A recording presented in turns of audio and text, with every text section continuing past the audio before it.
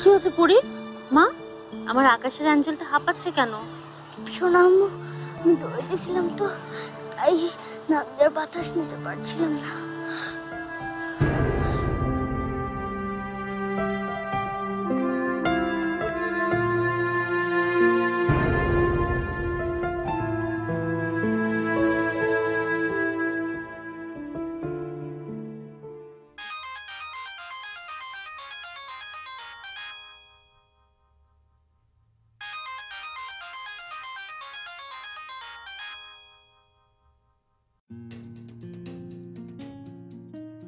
যাক, শেষ পর্যন্ত তুমি ফোনটা করলে, নয়তো আমি তোমাকে ফোন করতাম। কতদিন হয় দেখা হয় না, আর এবার ছুটিতে ঢাকাও ছাড়তে পারলাম না। তোরা সব ভালো আছিস? হ্যাঁ, আমরা সবাই খুব ভালো আছি। আর আমাদের লিটল এঞ্জেল পরি কেমন আছে? খুব একটা ভালো নাই রে, একটুখানি দৌড়াদৌড়ি করলে কেমন হাঁপিয়ে ওঠে। ও, ডাক্তার দেখাওনি? হ্যাঁ, কয়েকটা টেস্ট দিয়েছে, কালকে রিপোর্ট দিবে। তুই দোয়া করিস ওর জন্য। আরে এটা আবার বলতে হবে? অবশ্যই দোয়া করব। আর তুমি একদম চিন্তা করবে না, দেখবে সব রিপোর্ট ভালো আসবে।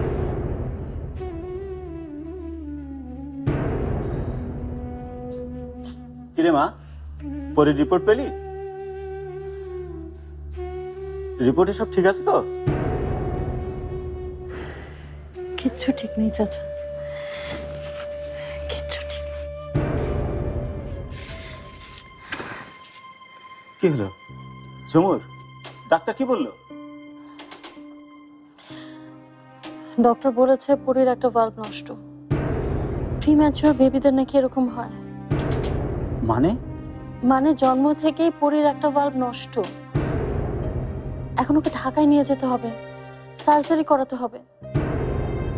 আমি এখন কি করব? এতগুলো টাকা কোথায় পাবো? তুই কিছু চিন্তা করিস না মা, এই তো সামনের মাসে আমার একটা ডিপিএস।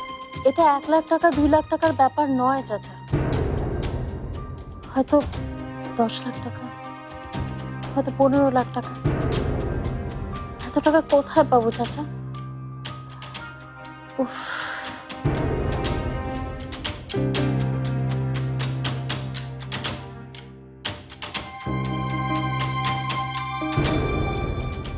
কোনো জায়গা থেকেই টাকা জোগাড় করতে পারছি না।